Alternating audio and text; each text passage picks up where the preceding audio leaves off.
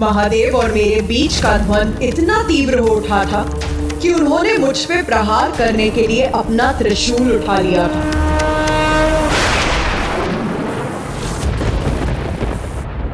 ये मुझसे अधिक और किसको ज्ञात होगा माता कि पिताश्री के त्रिशूल का कितना भयंकर परिणाम होता है। सत्य कहा गणेश तुमने, किंतु अचानक फिर मेरे मन में एक विचार कौंधा। महादेव मेरे पति, किंतु वो मेरे भगवान भी हैं और मैं उनकी भक्त, इसीलिए इसी नाते वो मेरे पिता तुल्य भी हैं। तो यदि वो अपने भक्त सुप्रिय की रक्षा के लिए प्रस्तुत हुए तो वो मेरी रक्षा भी अवश्य करेंगे।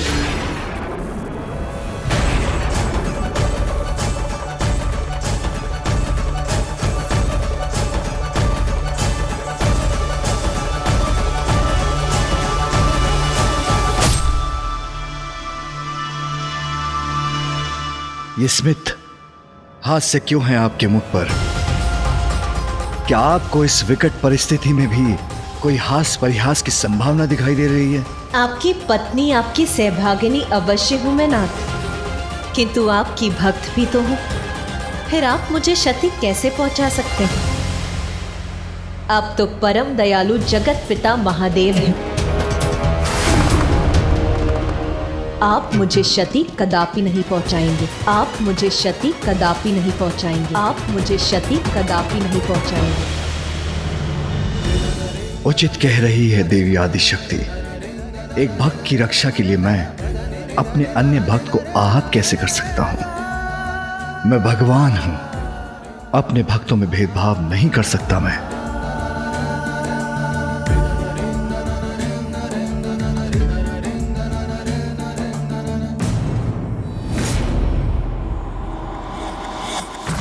महादेव ने तब ऐसा कुछ कहा जिससे मैं समझ गई कि मुझे क्या करना है। मैं समझा नहीं माता, ऐसा क्या कहा पिताश्री ने?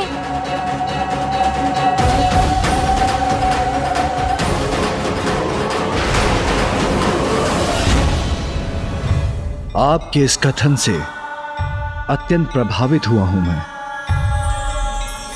आपको वरदान देने के इच्छुक हूं। कहिए, क्या इच्छा है आपकी प्रिय?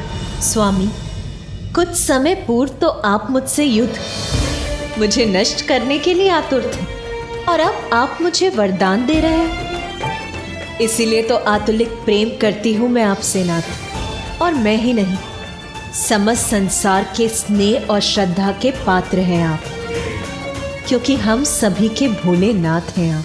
बस, हमारे द्वंद्व का भी अंत नहीं हुआ है। आप वरदान मांगिए, उसके बाद हम युद्ध पुनः प्रारंभ करेंगे।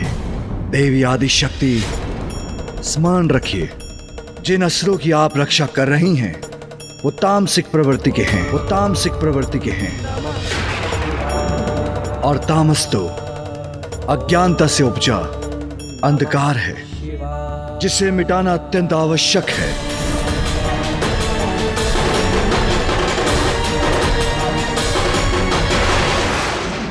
मांगिए प्रिय, मुझसे वरदान मांगिए।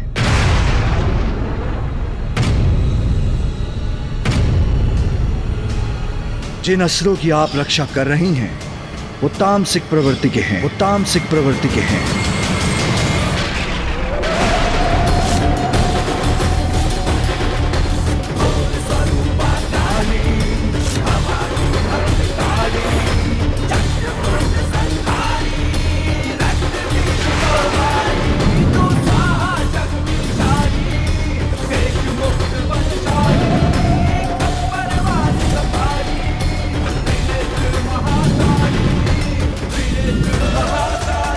तामस तो मुझ में भी है प्रभु, तो क्या अब आप मुझे भी दंडित करेंगे, नष्ट कर देंगे मुझे?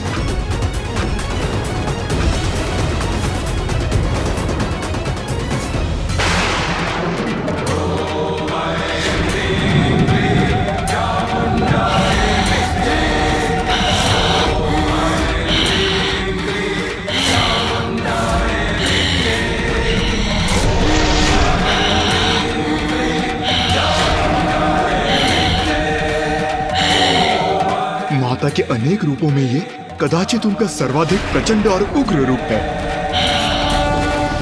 हमारी रक्षा करने के लिए युद्ध करने के स्थान पे ये क्या कर रही है देवी आदिशक्ति? मेरा क्रोध, मेरी उग्रता, मेरा तामस आपके समक्ष है। तो क्या अब आप मेरे तामस, मेरे काली रूप को भी नष्ट करेंगे ना?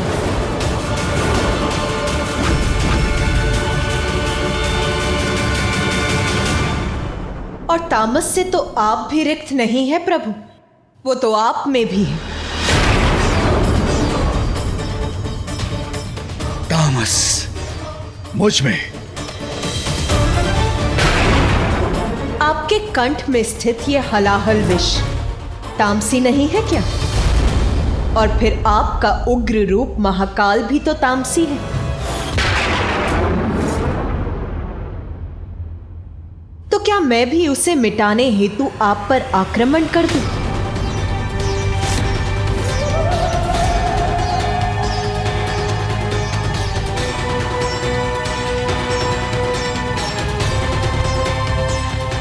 प्रतीत होता है महादेव और माता के मध्य युद्ध का संकट टल गया है। वार्तालाप अनर्गल प्रलाप है। अरे युद्ध से अंत होना चाहिए इस विवाद का। देवी आदिशक्ति को युद्ध करके हमारी रक्षा करनी चाहिए। स्वामी, सतो, रजो, तमोगुण सभी हम दोनों में ही हैं और इसमें ही संसार निर्मित है। इसीलिए इन तीनों प्रवृत्तियों के धारकों को संसार में वास करने का अधिकार है। स्वामी, आप यही विचार कर रहे हैं ना कि सतो, रजो, तमो इन तीनों गुणों का समावेश हम में अवश्य है, किंतु आपके कंठ में स्थित हलाहल विष वहां जगत कल्याण के लिए स्थित है। और मेरी उग्रता जो मेरे काली स्वरूप में प्रकट होती है, वो दुष्टों का विनाश कर जगत कल्याण ही करती है। जिन असुरों की रक्षा मैं कर रही हूं, उनकी तामसी प्रवृत्ति तो उनका स्वभाव है, और जब किसी की तामसी प्रवृत्ति की अधिकता होती है तो उससे ऐसा असंतुलन प्रकट होता है जो संसार में दुष्टता को जन्म देता है। और जब जब इन गुणों में कोई असंतुलन आएगा, तामस गुण की अधिकता से किसी दुष्ट की दुष्टता संसार पर छाएगी, तब तब मैं काली उस दुष्ट का संहार करने अवतरित होंगी।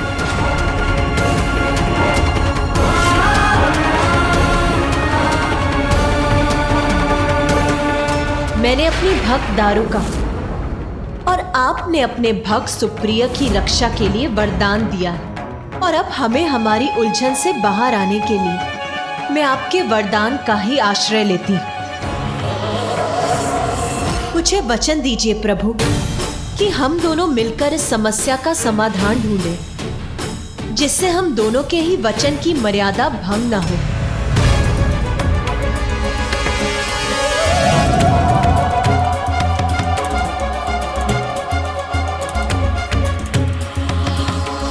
उचित है प्रिय, उचित है प्रिय, उचित है प्रिय।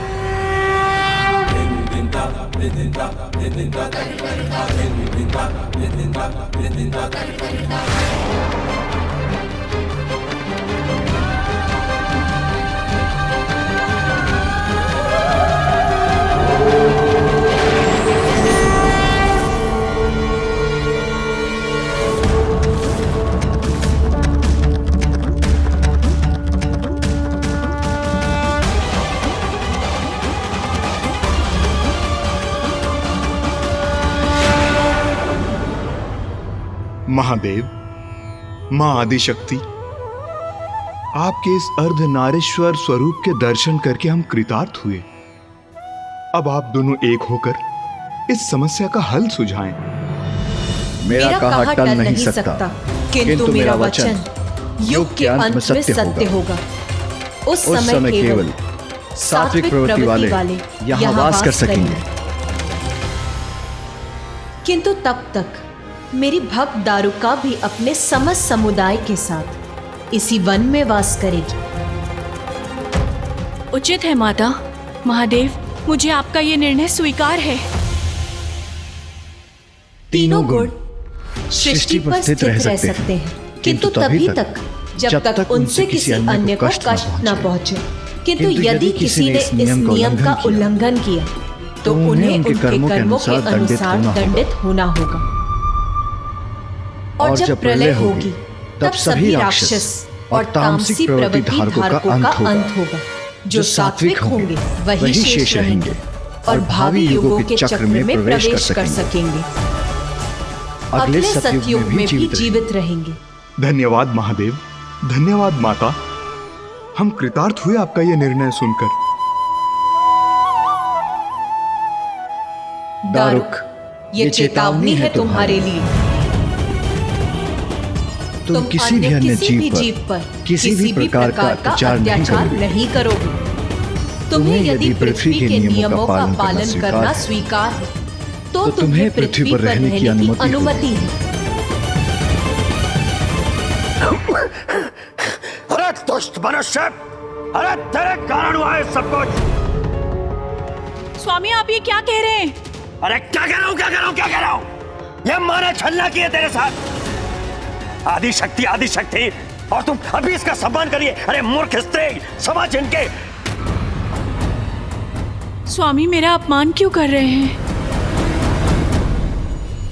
और तू बंदी बनकर आया था। तूने महादेव का आह्वान किया, दो आंसू बहाए और हमसे जीवन का अधिकार छीन रहा है तू। मुझे नहीं छोड़ूंगा। और महादेव, आदिशक्ति, मुझे तुम्हारा ये निर्णय स्वीकार नहीं है। अरे इस ब्रह्मांड का नियम है कि जो शक्तिशाली है प्रभुता उसी की होगी। और ये तुच्छ पुरुष ये मेरे सामने खड़े रहेंगे, मेरे आहार हैं ये, मैं खाऊंगा इनको। और तू जीवित नहीं बचेगा। नहीं स्वामी, नहीं। हट जा मेरे रास्ते से। अगर तू बाधा बनेगी तो तू भी नहीं बचेगी।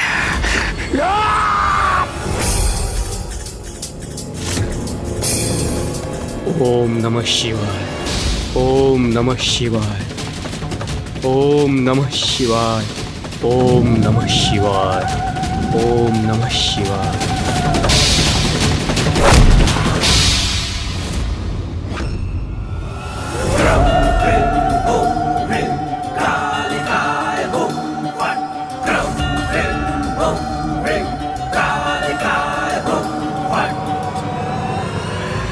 महादेव और देवी आदिशक्ति की उपस्थिति में तूने इतना दुस्साहस कैसे किया? इतना अहंकार करने वाला तू है कौन? नहीं।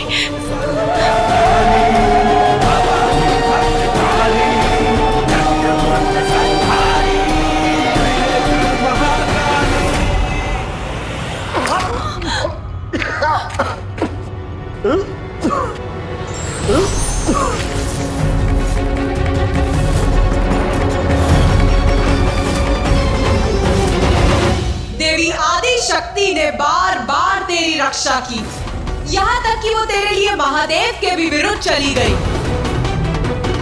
और तूने अपना अहंकार, अपना तामस नहीं त्यागा। अब तुझे जीवित रहने का कोई अधिकार नहीं। तेरा अंत निकट है।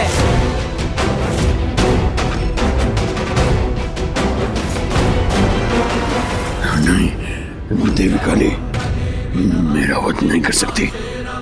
अब तुझे तेरे अंत से कोई नहीं बचा सकता।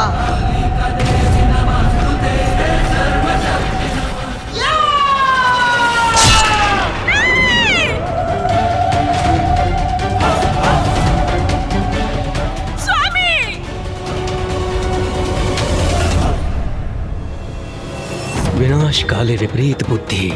समय रहते यदि ये अज्ञानता का अंधकार मिटा लेता तो कदाचित सुरक्षित रहता।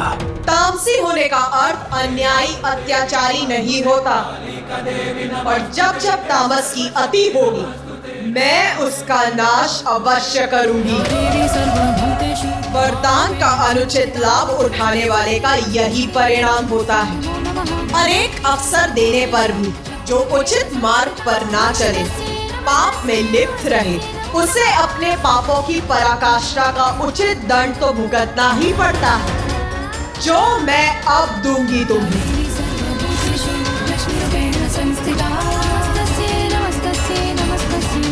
अन्याय को मिटाना मेरा कर्तव्य है, इसीलिए यदि असुर अन्यायपूर्ण आचरण करेंगे तो उसे मिटाने में मैं कदापि संकोच नहीं करूंगी। माता, माता, हमें क्षमा कर दीजिए माता, हमसे बहुत बड़ा अपराध हुआ है। मुझे नहीं ज्ञात था मेरे स्वामी इतना अन्याय करेंगे। मुझे मेरी भूलों का, मेरे पापों का इतना बड़ा दंड मत दीजिए माता। मैंने जो भी किया अपने पति के लिए किया, अब उनके बिना मेरा जीवन निरर्थक हो जाएगा माता। क्षमा कर दीजिए माता, हमें एक अवसर दीजिए माता, अंतिम बार मुझ पर दया कीजिए, मेरे पति को पुनर्जीवित कर दीजिए माता। ये आप ही कर सकती है माता, आप कर सकती है माता, आप कर सकती है।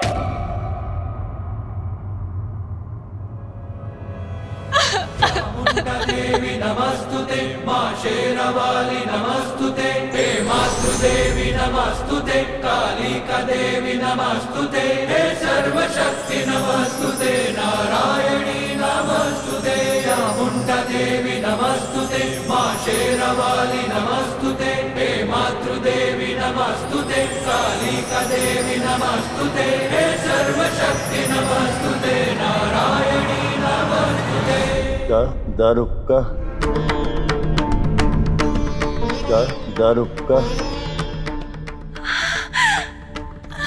धन्यवाद माता। स्वामी, स्वामी, स्वामी, स्वामी।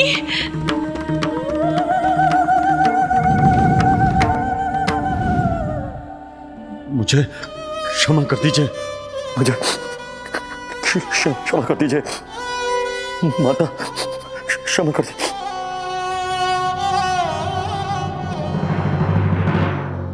दारुक, आज तक तुमने जो किया और आज जो कुछ भी हुआ उससे ये स्पष्ट है कि तुम विश्वास के पात्र नहीं हो।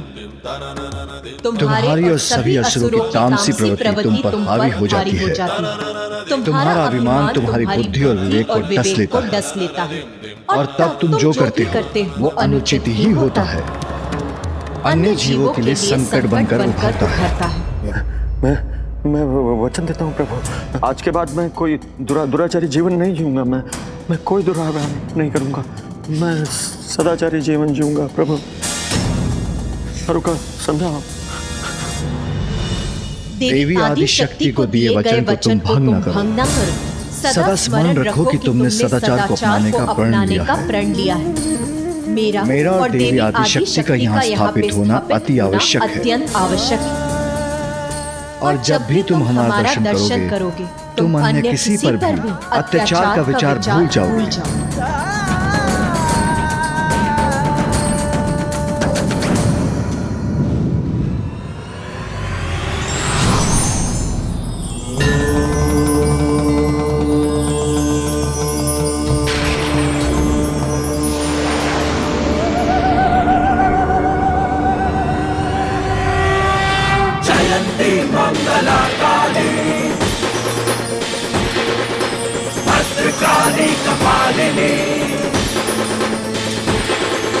जयंती मंगला काली, भद्रकाली कपालिनी, दुर्गा क्षमा शिवा दात्री, स्वाहा स्वधा नमोस्तुते, दूर स्वरूपा काली, भवानी भद्रकाली, चंद्रमुंड संहारी, रक्त बीज कौमारी, तू स्वाहा शक्तिशाली, त्रिनेत्र महाकाली। मेरा ये ज्योतिर्लिंग नागेश्वर नाम से जाना जाएगा और स्थान पर देवी आदि शक्ति नागेश्वरी नाम से स्थापित होंगी।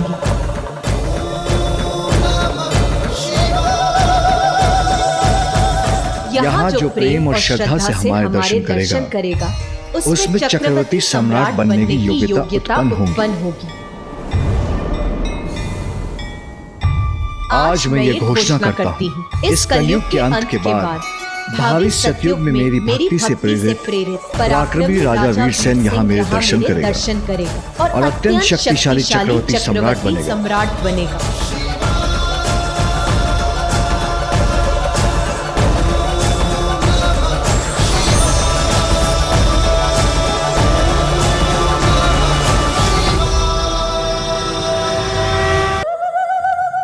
इस प्रकार मैंने तीनों प्रवृत्तियों को पृथ्वी पर वास करने की अनुमति दी। माता, आपकी लीला अद्भुत है। सर्वप्रथम आपने त्रिमूर्ति और उनकी सहभागिनी देवियों की रचना की, फिर जीवों के निवास हेतु पृथ्वी का निर्माण किया, फिर जीवन ऊर्जा प्रदान करने वाले सूर्य, फिर 84 लाख योनियों के साथ साथ वृक्ष पौधे से युक्त प्रकृति की रचना की।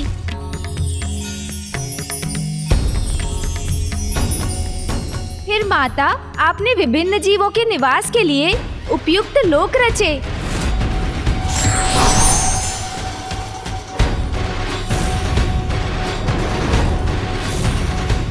और अब त्रिगुण को एक साथ पृथ्वी पर स्थित रहने की अनुमति दी, यदि वो विशेष रूप से तामसी प्रवृत्ति के जीवन अपनी सीमा का उल्लंघन ना करें और अन्य जीवों को कष्ट ना पहुंचाएं।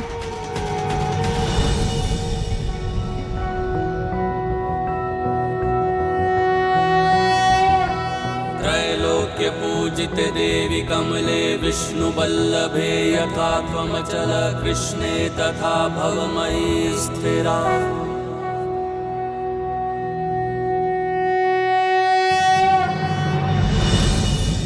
माँ, किंतु मेरी एक शंका है।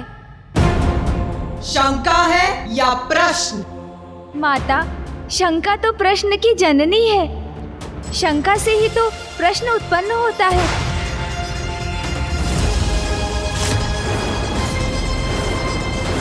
तू उचित कहता है गणेश, तो पूछता क्यों नहीं? पूछ। तेरी शंका से उत्पन्न हुआ तेरा प्रश्न। माँ, अब क्या सब कुशल था? क्या तामसी असुर सदाचार पर स्थित रहे? ये कैसा प्रश्न है? यदि सब कुशल होता तो मैं अपना छिन्नमस्ता महाविद्या रूप धारण क्यों करती? आपका छिन्नमस्ता स्वरूप माता? हाँ, मेरा वो विकराल स्वरूप जो मैं किसी महान उद्देश्य के लिए धारण करती हूँ। किंतु माता, अब देवी छिन्नमस्ता के रूप में आपका प्रकट होना क्यों आवश्यक था? क्योंकि दुष्टों ने अपनी दुष्टता का परित्याग नहीं किया। उन दुराचार असुरों को पुनः उचित पाठ सिखाना था मुझे। किंतु माता, आपने देवी काली रूप में दारुक पर प्राणघातक आघात किया था। फिर उसकी पत्नी दारुका ने आपसे दया की भिक्षा मांगी तो आपने दारुक को भी क्षमा कर दिया।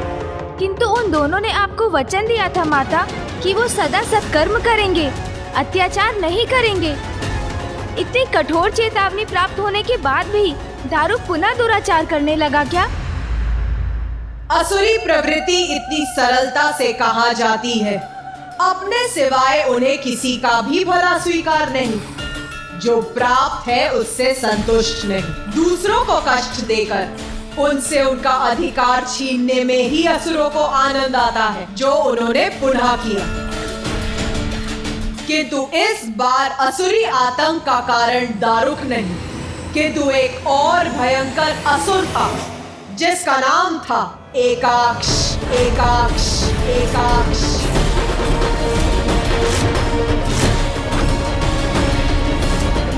दारुक और दारुका को शांति पूर्वक पृथ्वी पर अपने वन में हुए सहस्त्रों वर्ष व्यतीत हो चुके थे। सभी 14 लोकों में पूर्ण शांति थी, क्योंकि सभी जीव एक साथ शांति पूर्वक अपना जीवन यापन कर रहे थे। किंतु फिर भी रसातल में तामस गुण ने पुनः अपना शीश उठाकर राजस गुण पर अपना वर्चस्व स्थापित करने का प्रयास किया।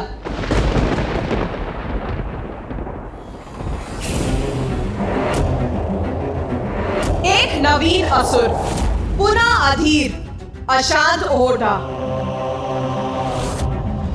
और इसका प्रारंभ हुआ।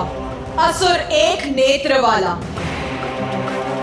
एकाक्ष, एकाक्ष।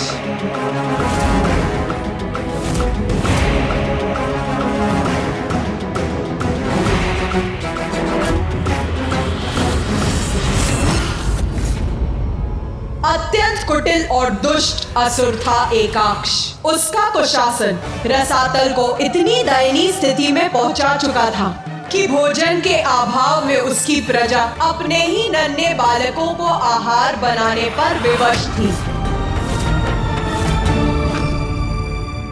किंतु इस दीन अवस्था में सुधार लाने के स्थान पर उसने इसका दोष दारुक पर मढ़ दिया।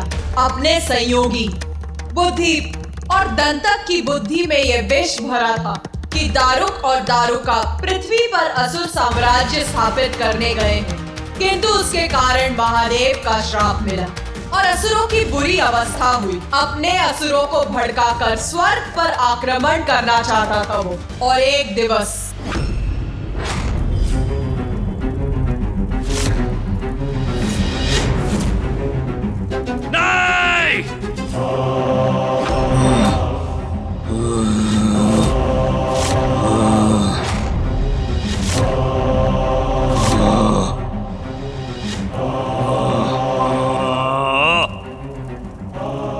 नहीं सहूंगा मैं मेरे असुरों की दीनहीन अवस्था।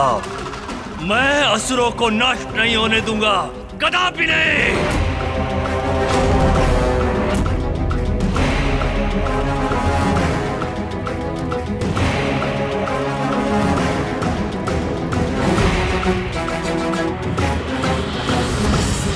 मैंने जब अपने भुवनेश्वरी स्वरूप में समस्त लोकों की रचना की थी तो उन सभी पर जीवन हेतु सभी साधन उपलब्ध किए थे। रसातल लोक भी तब पृथ्वी के समान पूर्ण रूप से संपन्न था। मैंने तो धरती पर प्रचुर मात्रा में संसाधन दिए कि सभी प्राणी अपना अपना जीवन यापन करें, किंतु असुरों की लालच की अधिकता ने इस संसाधन को नष्ट कर संपूर्ण वन को ही समूल उजाड़ दिया।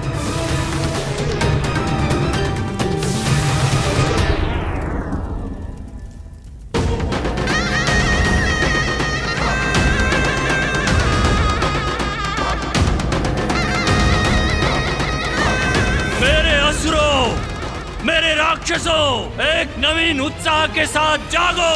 परिस्थिति बदल चुकी है। अब असुरों द्वारा नवीन अध्याय लिखने का यही उचित अवसर है। जागो।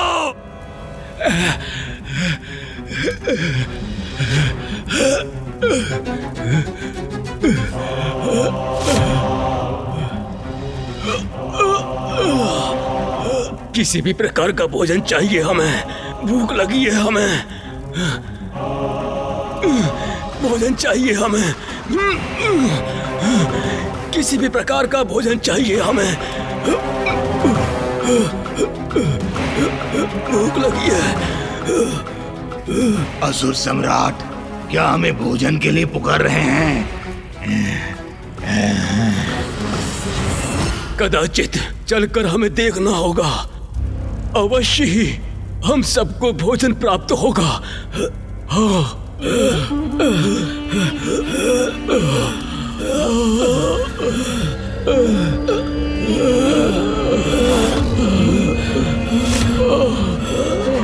देखो क्या हो गए हैं हम।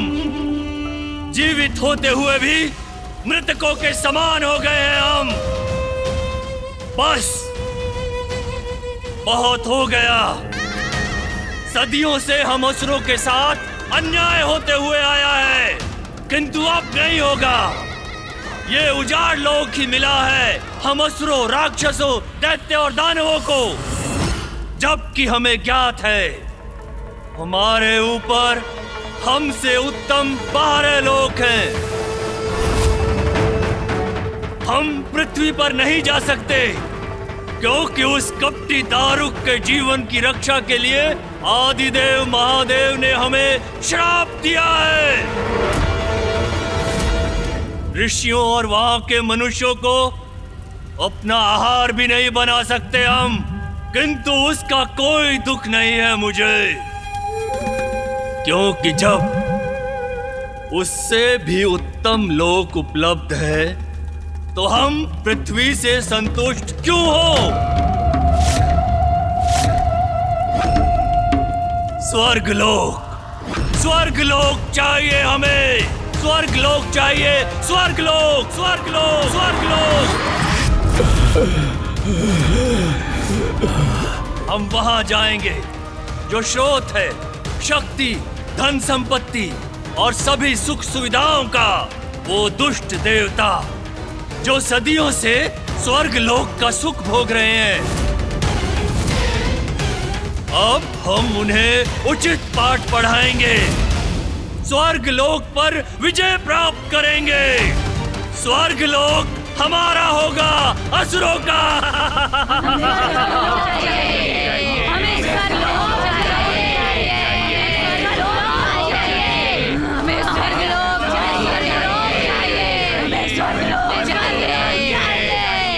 असुर सम्राट, ये लोग भले ही युद्ध के लिए लालायित हैं, किंतु क्या इनमें इतनी शक्ति है?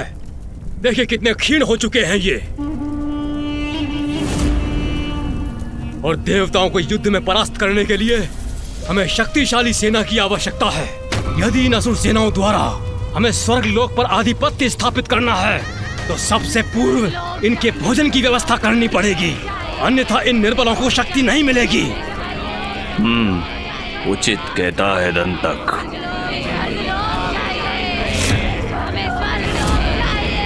असुरों, आज से नवीन नियम लागू होगा यहाँ।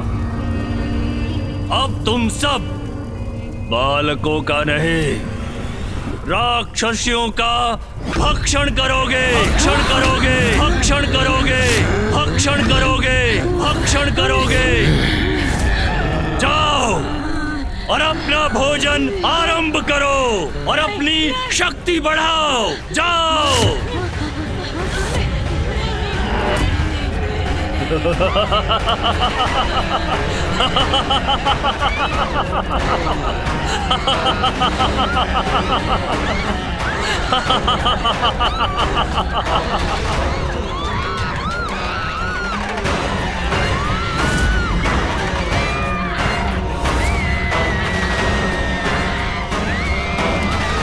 असुर स्त्रियों का भक्षण, ऐसा आदेश क्यों दिया सम्राट?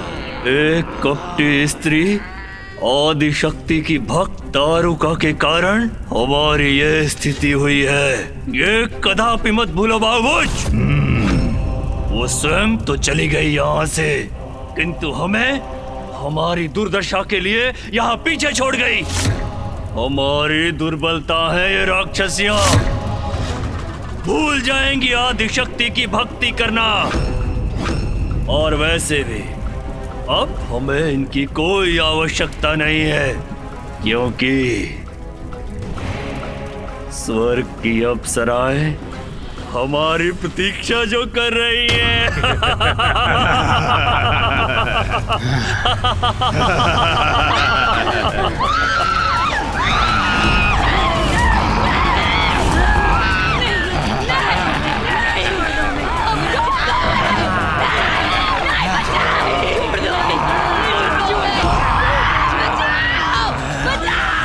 अत्यंत दुष्ट था ना ये राक्षस माता। एक दारुका पर क्रोध के कारण इतना बड़ा अन्याय किया उसने। अपने ही समुदाय की स्त्रियों को, सभी असुर स्त्रियों को इतनी भयानक मृत्यु का दंड दिया। ये भी नहीं सोचा उसे जन्म देने वाली भी एक नारी ही है। दुराचारी राक्षसों में भी इस राक्षस का ये कृत्य, स्त्रियों पर ऐसा आघात तो नीचता की पराकाष्ठा है। असुरों की तामसी प्रवृत्ति यही होती है गणेश। दया, ममता का लेश मात्र भी नहीं होता उनमें, होता है तो एकमात्र अहंकार का अंधकार। दारुक से भी अधिक कुटिल और दुष्ट था एकाक्ष, और जो वो चाहता था उसके लिए वो किसी भी सीमा का उल्लंघन करने के लिए तैयार था।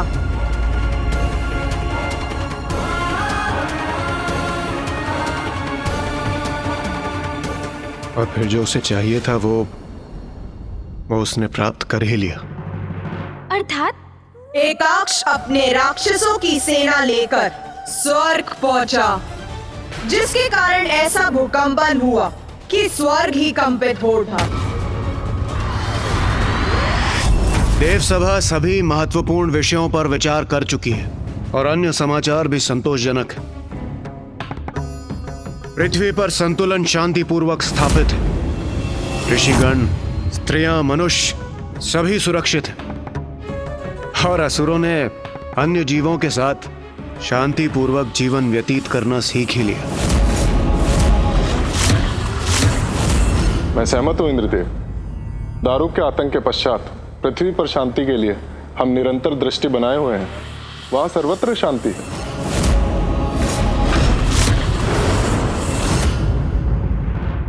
हाँ सूर्यदेव, आप उचित कह रहे हैं, किंतु हमें तब भी सतर्क रहना चाहिए, क्योंकि इन असुरों का कदापि विश्वास नहीं किया जा सकता। वो किसी भी समय कोई न कोई नवीन संकट अवश्य उत्पन्न कर सकते हैं।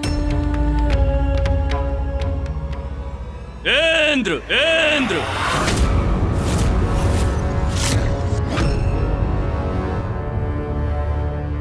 इसका स्वर था ये। स्वर्गलोक का कोई भी वासी मुझे इस प्रकार नहीं पुकार सकता। तो फिर कौन है ये?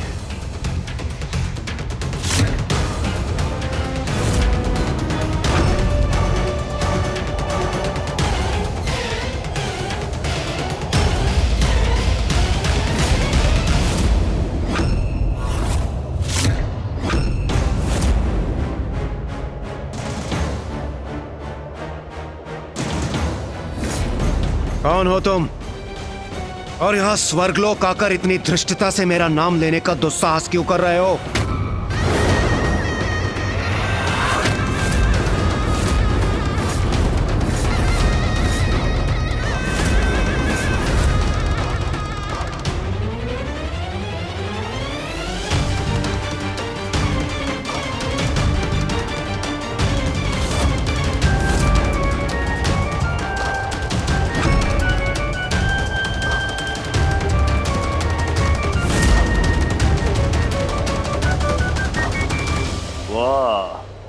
उत्तम, अति उत्तम। चमक दमक से परिपूर्ण है स्वर्गलोक। सुंदर, अति सुंदर।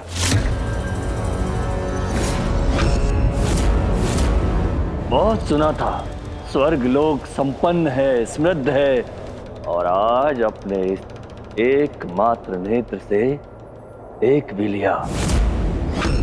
जो कुछ सुना था सत्य था, और समझ में भी आ गया कि तुम देवतागण अपने इस स्वर्गलोक की रक्षा क्यों करते हो। और क्यों ना करो रक्षा।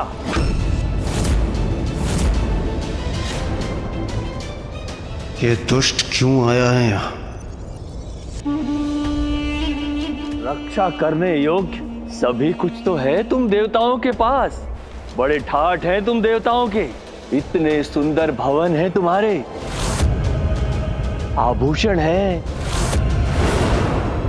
रेशमी वस्त्र है, और शीश पर धारण करने हेतु इतने सुंदर सुंदर मुकुट हैं। स्वादिष्ट भोजन उपलब्ध है यहाँ। और वो जिनसे मैं और मेरे असुर सर्वाधिक मुग्ध है, और वो अनेकों अद्भुत सुंदरियां हैं।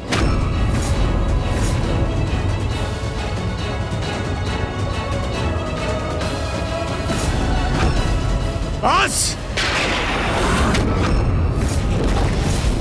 अब ना एक भी शब्द कहना और ना ही एक भी पग आगे बढ़ाना, अन्यथा इसका भीषण परिणाम भुगतना होगा तुम्हें। ओ इंद्रदेव, मुझसे बहुत बड़ी भूल हो गई। क्या करता, तुम्हारा ये सुंदर लोक देखकर सब कुछ स्वयं मेरे मुख से निकलता ही चला गया।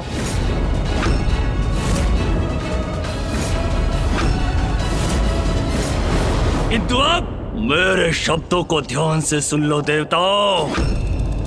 अब तुम्हारे गीदड़ भभकी से भयभीत नहीं होऊंगा मैं, कदापि नहीं। परिणाम तो अब तुम्हारा अच्छा नहीं होगा इंद्रदेव, क्योंकि अब तुम्हारे राज की इति समाप्ति करूंगा मैं। तुम देवता यहाँ स्वर्ण सिंहासन पर विराजित हो और हम वहाँ कंकड़ पत्थर की शैया पर विश्राम करने के लिए विवश हैं। तुम देवतागण यहाँ भोग और विलास का जीवन बिता रहे हो और वहाँ मेरे असुर भूख और प्यास से मृत्यु को प्राप्त हो रहे हैं। उचित नहीं है, कदापि उचित नहीं है। मूर्ख असुर, तुम्हारे कर्मों के कारण ही माता महाकाली ने तुम्हें रसातल लोक में स्थित किया है, किंतु तुमने वहां पे भी कुकर्म किए, अपने सारे साधन नष्ट कर दिए। जब तुम ही प्रकृति का निरादर करोगे तो प्रकृति तुम्हारे साथ कैसे रहेगी, और जब प्रकृति नहीं रहेगी तो तुम्हें कष्ट ही कष्ट होगा।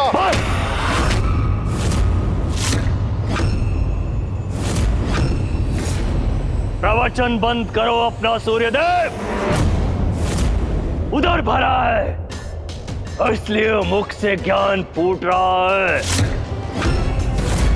किंतु भूख लगने पर ज्ञान नहीं, मात्र भोजन की इच्छा होती है, भोजन की। तो ठीक है, परिस्थिति उलट देते हैं। तुम कोमल देवता हमारा स्थान ले लो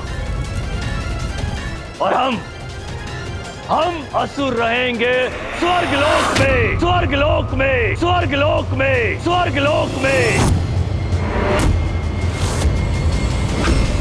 कदाचित तुम ऐसे मानोगे नहीं। प्रतीत होता है बलपूर्वक मुझे तुम्हें रसातल लोक लौटाना ही होगा।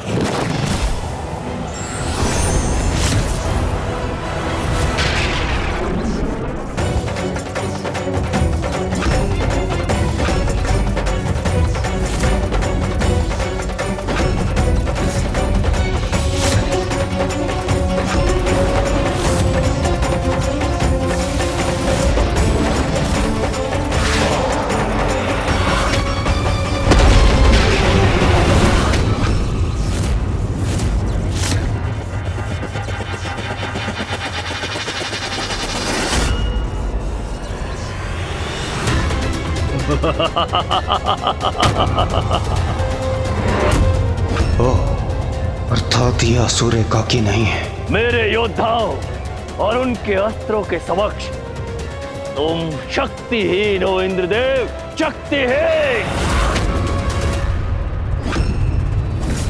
ये देखो मेरा योद्धा और तुम्हारी पराजय का स्वरूप।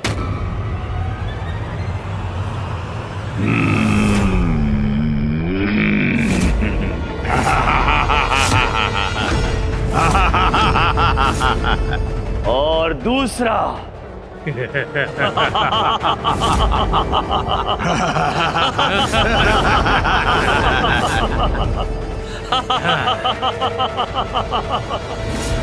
तुम देवताओं के लिए तो मेरे योद्धा ही पर्याप्त हैं, किंतु चिंता मत करो, ये तुम्हें अधिक कष्ट नहीं देंगे। बस बस, बहुत बोल चुके तुम, अब और नहीं।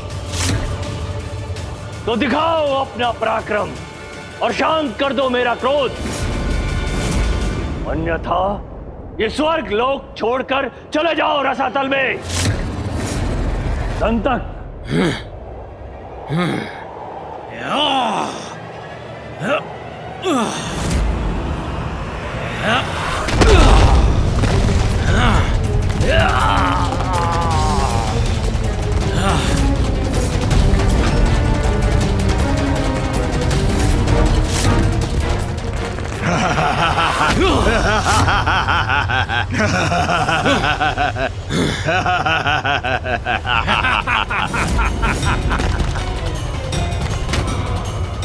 कदाचित थोड़ा कष्ट तो तुम्हें देना ही चाहिए इंद्रदेव। तुम्हें कष्ट देने के सुख से मैं कैसे वंचित रह सकता हूँ?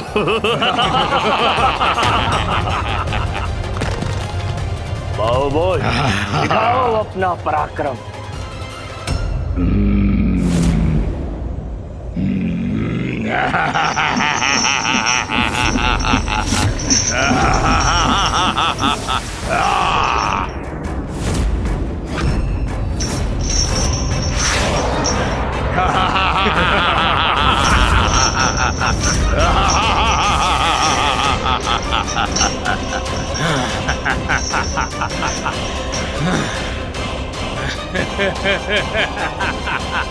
दुष्ट असुर, शीघ्र अंत करूंगा मैं तुम्हारा।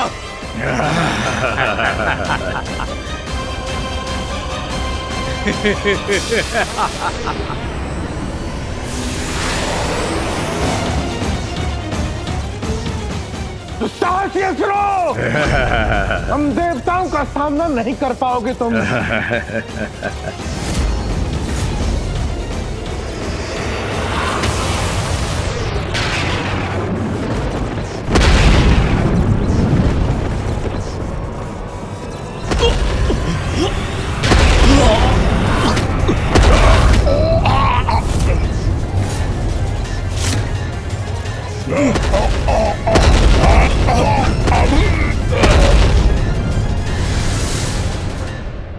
इंद्र, तुम कितने भी प्रयास क्यों ना कर लो, मुझे आगे बढ़ने से कदापि नहीं रोक पाओगे, कदापि नहीं। स्वर्ग पर आक्रमण करने की तुम्हारी उद्दंडता का दंड मैं तुम्हें अवश्य दूंगा दुष्ट असुर।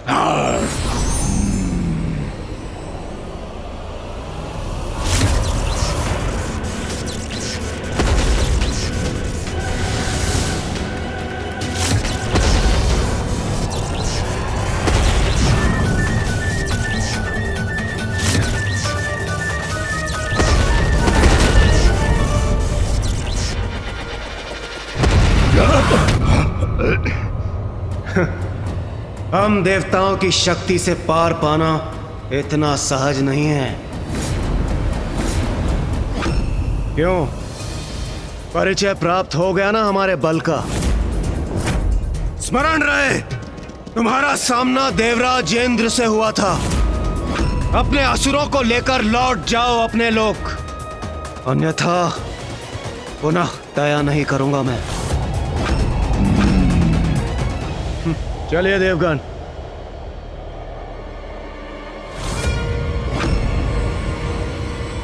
देवराज, देवराज, देवराज।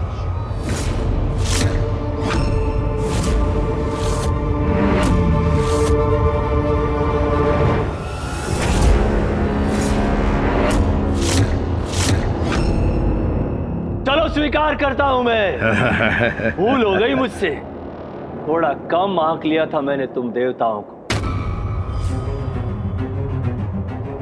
तो ठीक है, अब मैं युद्ध का नियम परिवर्तित करता हूं। अब एक देवता और एक असुर में युद्ध नहीं होगा।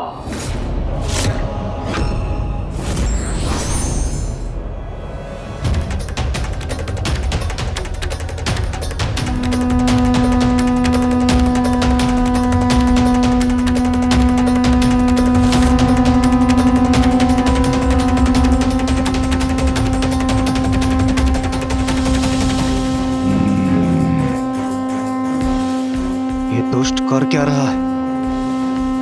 इंद्रदेव, ऐसा प्रतीत हो रहा है जैसे किसी का आह्वान कर रहा है।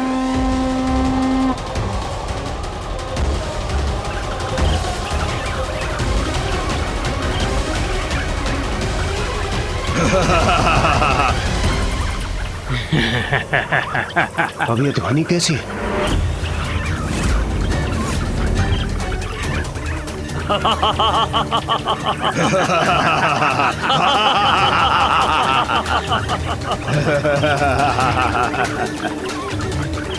ये ध्वनि सुनाई दे रही है किंतु कोई दिखाई क्यों नहीं दे रहा?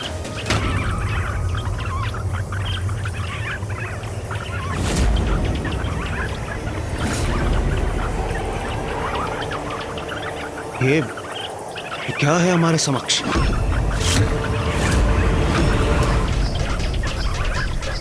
ये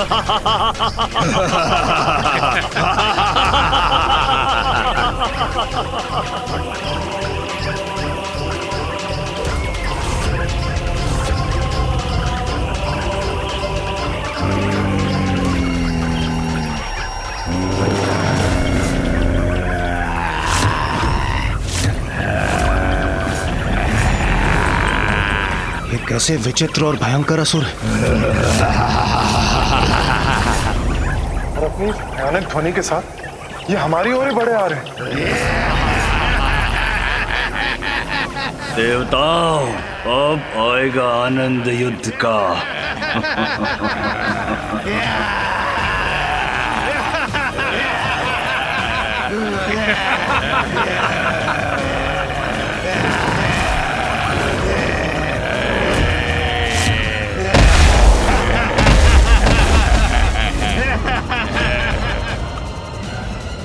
क्यों देवताओं, कैसा लगा मेरा उपहार?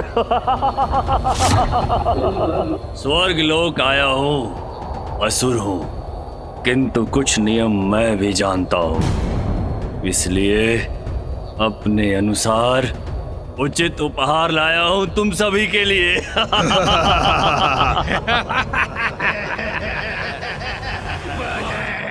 भोजन प्राप्त होगा हमें, आक्रमण करेंगे हम, स्वर्गलोक पर अधिकार करेंगे, असुरों का साम्राज्य होगा, स्वर्गलोक हमारा होगा। भोजन प्राप्त होगा हमें, स्वर्गलोक पर अपना अधिकार होगा, भोजन करेंगे।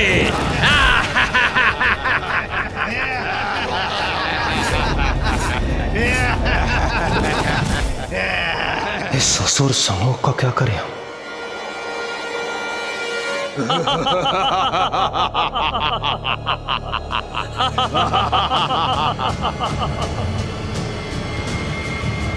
आक्रमण!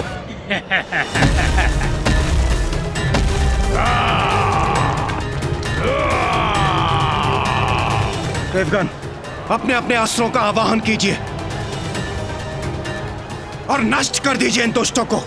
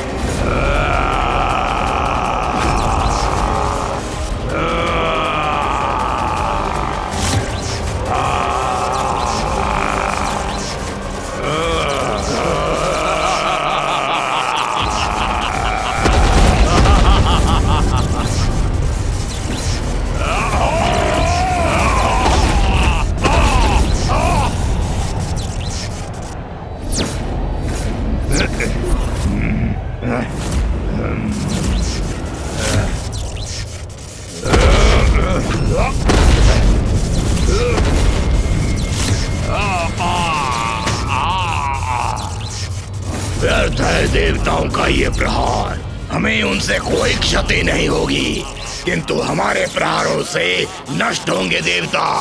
देवगण, और शक्तिशाली प्रहार कीजिए इन पर।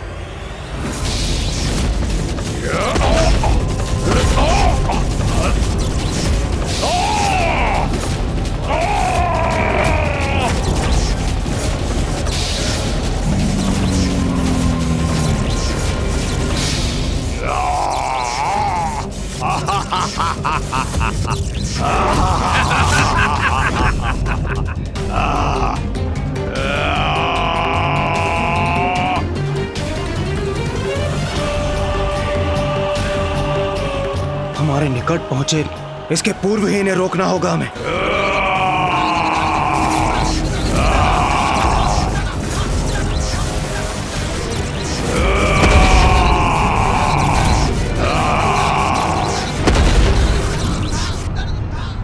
मैं सूर्यदेव तुम्हें अपनी ऊर्जा से भस्म कर दूंगा।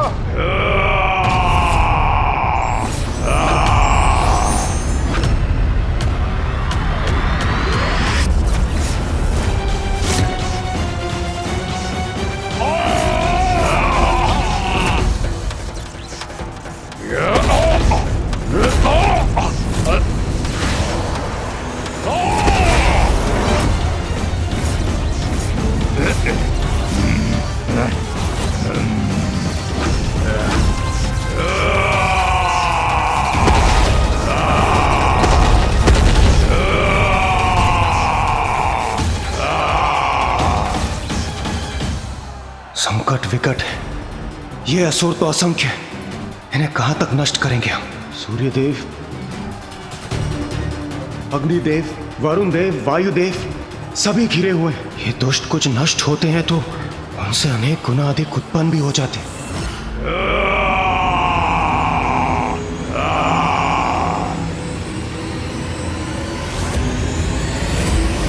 अब कहो देवताओं, आनंद आया? अब बोलो, इस युद्ध के पश्चात किसका अधिकार रहेगा स्वर्गलोक पर?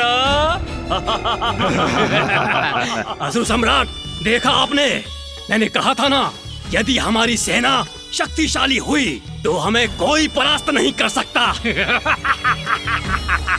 उचित था, तुम्हारा कथन उचित था दंतक। अब कुछ ही समय में देवताओं की पराजय निश्चित है, निश्चित।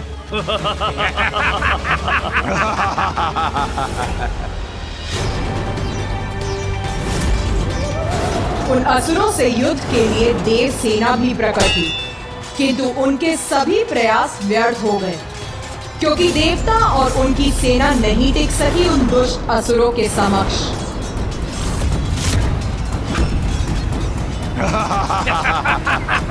इस युद्ध में हमारा सफल होना संभव नहीं है। हमारी सुरक्षा संकट में आ जाएगी। हमें इसी क्षण यहां से प्रस्थान करना होगा।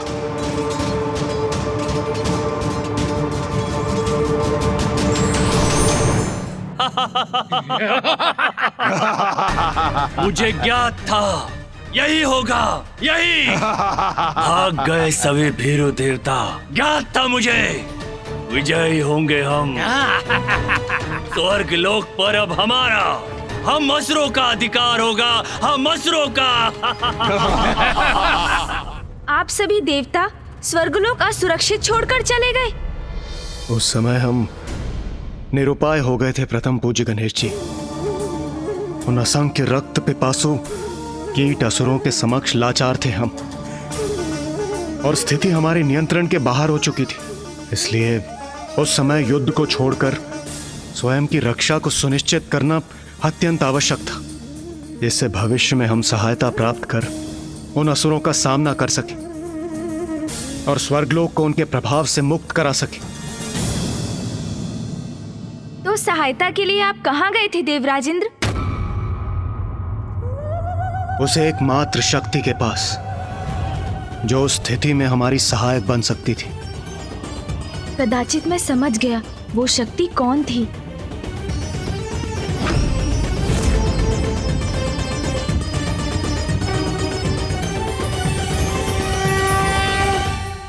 जब जब संसार में पाप की अति होती, मैं अपने भक्तों की रक्षा के लिए अवश्य प्रकट होती।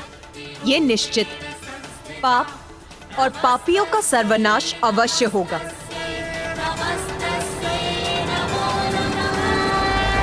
मेरे अगले अवतार के प्रकट होने का समय आ गया। देवी छिन्नमस्ता।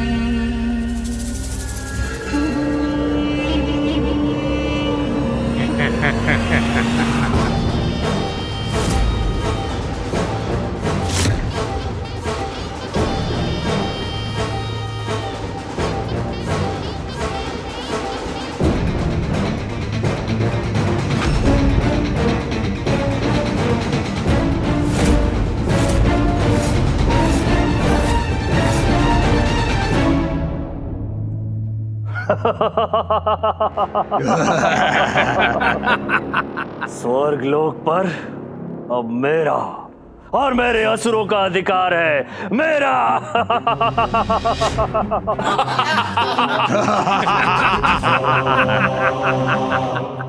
ये भोग विलास, ये सुख सुविधाओं भरा जीवन, इस सब पर अब हमारा, असुरों का अधिकार है, असुरों का। ये सब अब हमारा है, हमारा, और मैं हूं स्वर्ग लोक का सम्राट, सम्राट एकाक्ष।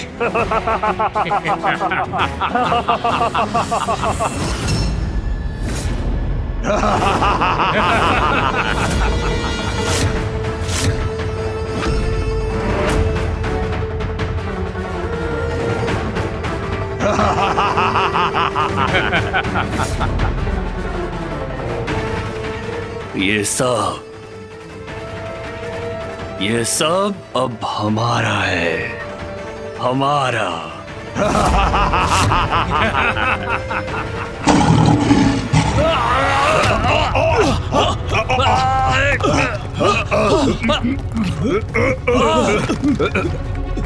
कैसा भयंकर स्वर है ये? कौन है?